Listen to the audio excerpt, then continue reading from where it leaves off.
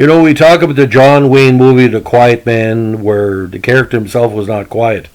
But this guy was a quiet man. If I told you there's a defenseman that had played 20 years at the highest level of junior and pro hockey, and half the people wouldn't even remember his name because he was that steady but that quiet, it has to be Bill Hajt.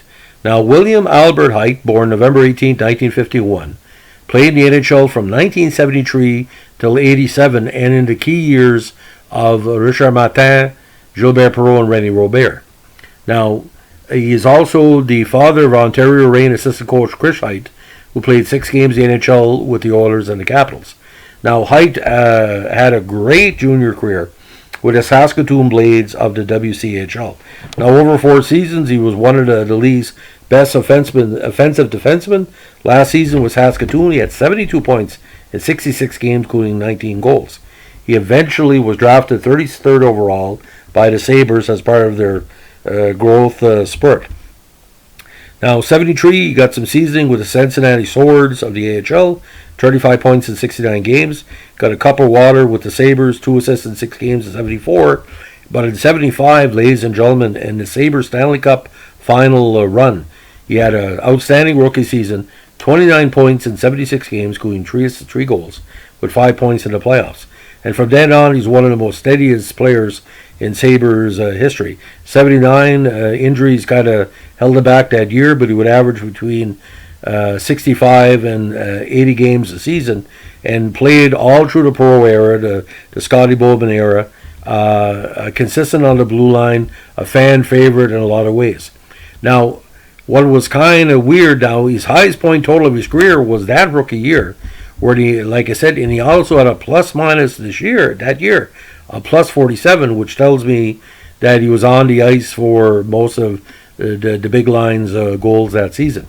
Now, for me as well, the overall play he did, good Radisson, Saskatchewan boy. Never played for Team Canada, obviously, because Buffalo was always making the playoffs. And of course, 79, he was injured for most of the year. But it'd be interesting to see Bill would have played with Team Canada. He would have done really well. But the problem is Buffalo was making the playoffs every year.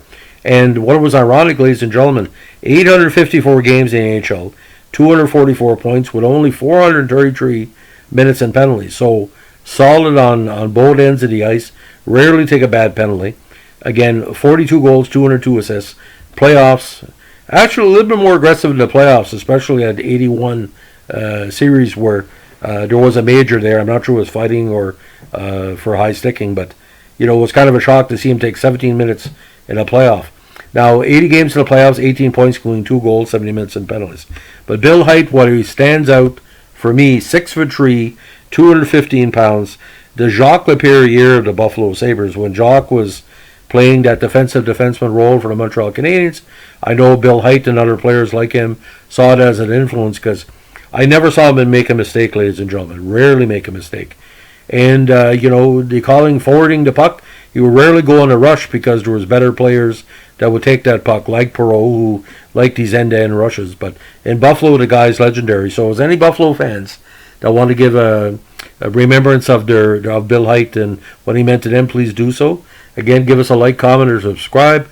Our channel is not monetized, but we're working towards getting 1,000 subscribers just for the fun of it to see if we can do it. Anyway, Happy New Year!